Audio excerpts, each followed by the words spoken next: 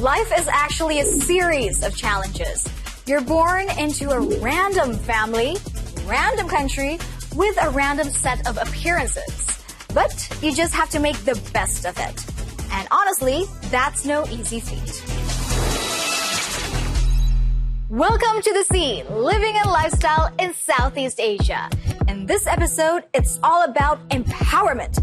What does it take to rise and shape our lives? And that's what we want to know from a Filipino rap star. She was teased as a child, but she turned her story into a career. And we asked two women from a poor region in Cambodia. They have turned into fine dining experts and fearless optimists. But first, we kick off in Aceh, Indonesia, the country's most conservative region where Sharia law shapes everyday life. Even here, you can find beachside breakdance battles. Here in Banda Aceh, two sisters are quietly rewriting the rules. How? We went there to find out. And met Alisa and Alia, 23-year-old twin sisters from Indonesia, breakdancing in hoodies, sneakers, and hijabs set to hip-hop beats.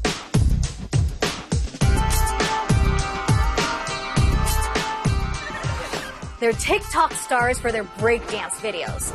Many people love them, but others criticize them for their lifestyle and their looks. Kembar dibilangnya disuruh lepas hijab aja gitu. Lebih baik lepas hijabnya aja Kak terus gitu. Yang paling warnya sih ya, yang paling nyesek gitu di hati calon penghuni neraka. Even if they wanted to, taking off the hijab is not an option. In their home region, Aceh, Sharia law is in force. Women must wear headscarves and are banned from wearing tight jeans. When the two make dance videos publicly, they are boldly challenging the rules. Selain dari cara berpakaian tadi, mungkin yang dulunya dianggap masyarakat tabu bahwasannya perempuan itu nggak pernah tampil di ranah publik, jadinya kayak ngelihat kembar dan beberapa teman lainnya tuh rupanya bisa loh mereka itu dance, apalagi dance hip hop di ranah publik. So they are inspiring other women to be bolder, but walking the line between faith and freedom is tough for the two. Some in the community question if their hobby aligns with traditional expectation. They claim that hip-hop dancing is too sexy and focus on the body. But the girls try to not let it get to them, and they keep doing what they love most. For them, their breakdance moves aren't anything but sporty. Tentu aja yang nggak boleh kita lakuin di syariah Islam gitu, pastinya yang nggak boleh body rolls gitu. Yang kita lakuin itu, yang kita ngajarin itu yang kayak gitu, hip hop memang gitu. A few sentences about Aceh's long history of strict religious rules. For centuries, Aceh was a major Islamic sultanate in Southeast Asia. After fighting Dutch colonizers, Acehnese want to secede from Indonesia due to historical mistreatment by the central government. To end the independence war, Aceh got special rights, which led to the Sharia law and Sharia police. People can be caned for things such as gambling and sex out of marriage. It sounds to me life here comes with many rules. But Alisa and Alia still know how to have fun, as long as they still follow the norms and dress codes. Perempuan muslim yang di Aceh, kami pengen mereka itu bisa bebas berkarya dengan hijabnya. Hijab bukan alasan untuk berhenti berkarya. Bukan suatu batasan juga untuk perempuan nggak bisa berkarya. I guess others in Aceh may disagree, but for the twins and their friends, it works. For them, dancing has been their source of strength. For nearly a decade, breakdancing scene has been growing in Aceh with festivals and meetups, just like the one today on Aceh's beach. In the community, people support each other, and that's what makes them strong. A key figure is Nunis from the breakdance crew NBC. The freedom the dancers enjoy today are partly thanks to him negotiating with the authorities. Kalau misalnya kayak polisi ataupun aparat pemerintahan lainnya, mereka kan terkadang sensitif dengan peraturan-peraturan yang dibuat. Mereka takut apa yang kami buat ini melanggar aturan. Kita jelaskan kegiatannya, dia nanti tanya pakaian seperti apa, gimana acaranya, kita jelaskan. And Nunis made a smart move. He incorporated the traditional Aceh Saman dance into his breakdance routine, and the authorities were smitten. He continues to break ground. Men and women in his classes dance side by side, a rare sight in this region.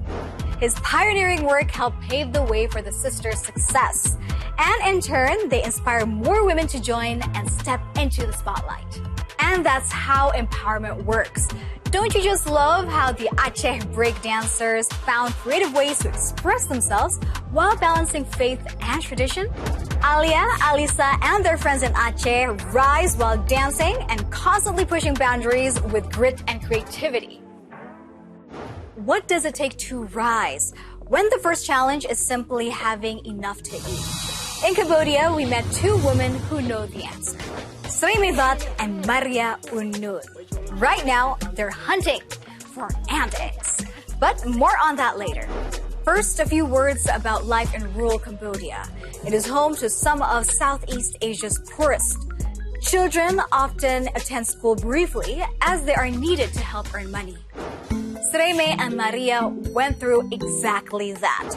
Tough beginnings, little hope for the future, and yet... I'm happy. I can show my talent and my passion. I'm proud of myself. I did not believe that I have a chance to become like that. These two have managed to rise above themselves and found jobs that changed their lives. Maria is the head chef at a fine dining restaurant, and Sreme, who lives next door, is Maria's apprentice. To understand their story, we need to look at their unique workplace. A huge project which includes a restaurant, a hotel, a large school, and many other work settings for the villagers. The goal? To sustainably improve rural life. Over 400 people work here, and lots of them follow her lead. Maria Unun is Cambodia's star chef. But the road to get there was long and difficult. At just 12 years old, she was sold as a maid to a wealthy family, where she learned to cook. But she was treated so poorly that she ran away. She ended up working in a textile factory, growing more and more unhappy. And one time, walking on the street after working, I start to close my eye and was recognized what I would like to be. This is the future of mine. I cannot live like that. The next day, I did not go in the factory. This was the turning point. Maria took charge of her future. She has heard about Smiling Gecko's plans and she wanted in. She kept calling and pushing through until she got a meeting with the founders. Although she started with an office job, she has always had her eyes on the kitchen. And one evening, she boldly took over an event and pushed the cook aside. And she was like, I start to interfere and cook completely the whole meal. Put it on the table with the starter, with my amok fish, with my spring roll. They love it. Maria had stood her ground and proved her talent at the right time. Soon after, she began training in top international kitchens, even though she barely spoke any English. But she learned it quickly. Today, she runs one of Cambodia's top restaurants, helping fund Smiling Gecko's vital work and supporting young talents. Like Sreme, when she and Maria first met, she was selling food at a street stall to help earn money for her family. Maria came by on a motorbike. And then she stopped and tried my food, and then I cooked for her with the papaya salad. Yes, and she tried my papaya salad and she said, wow, delicious. The passion she had when I found her on the street food. I said, this woman will be a future of my kitchen fine dining. When I see her, it's like me in the beginning. Maria immediately recognized Sreme's potential and offered her a trainee job. And Sreme didn't hesitate for a second. Sreme pushed through. And she is now in her third year of vocational training. It's truly inspiring to see how much can change when you are given a chance and you take it, especially with a positive role model. Have a look what I do for the fillet. Yeah, your turn. Do it yourself. I think I can be a chef like Chef Maria So I can cook, I can have my own restaurant to have a better life. Maria, Sreme, and their team. A kitchen full of people who have taken charge of their lives through talent and willpower.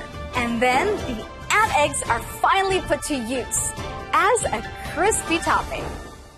For Maria and Sreme, rising means overcoming poverty by rejecting compromise, chasing their dream, and lifting others as they rise. But even when your career is thriving and money is no longer a worry, other barriers creep in. Like in the beauty and fashion business, you can earn a lot of money, but success rise and fall with what is considered the right look. And that ideal is often far from healthy or real. At Bangkok Fashion Week, we asked models how colorism still shapes beauty ideals. We have this Korean trend, which, very bright and clear skin is super vital. I've worked with clients before who just ask the makeup artist to make me light. Asian people, they're really eyeing for fair skin. What does it take to rise when your skin tone is seen as a flaw? Well, what about rapping about it? This is brown skin domination, Southeast Asian, ready from the island, Filipino nation. I am Morenita, I'm the goddess of the sea. An ode to the beauty of dark skin by Illest Morena, one of Philippines' top rap queens. Her artist name is Tagalog slang for the baddest brown girl. That's how she sees herself now, finally. Because for a long time, she struggled with the prejudices associated with her skin color. They say that we look like we smell because we have darker skin. I felt like I look in the mirror and I see in myself that maybe I do look dirty. And how do you cope with that? That's what we asked Illest Morena during her rehearsal for her new album in Manila.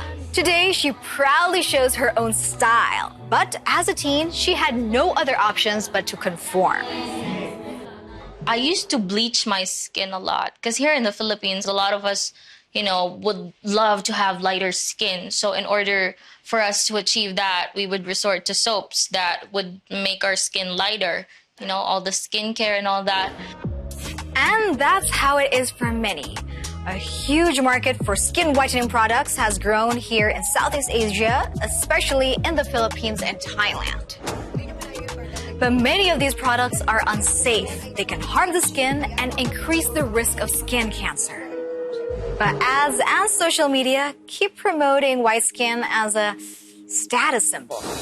Colorism developed over centuries, rooted in racist ideas brought by white colonial rulers. It is so important that Illest Morena and others like her got to the point of throwing away their bleaching products and are now starting to flip the script. I realized that my greatest asset is being brown, being Illest Morena as myself is like a statement to influence young girls like me to see me and think somebody who has been bullied for looking like this can do this later on in life. And the same kind of confidence is now being shared with various hashtags across Southeast Asia. It's good to see that social media can be empowering and increase the visibility of those with dark skin. In the evening, we meet Illest Morena and her friends at a cozy unplugged gig in a local bar. For her encore, she performed her empowering super hit Morenita.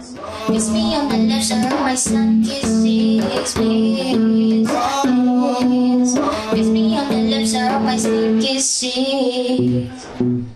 What a strong message, especially for women out there. For Illest Morena, rising means loving the body that you are in. And, of course, turning pain into power. And that's what makes her a strong role model for many others. Whether you rap, cook, or dance, rising takes courage, creativity, and people who got your back. And empowerment spreads. When one person rises, they light up the way for others. What does it take to rise and shape our lives? Maybe you can start by believing that you can and realizing that you are not alone. Sampai jumpa!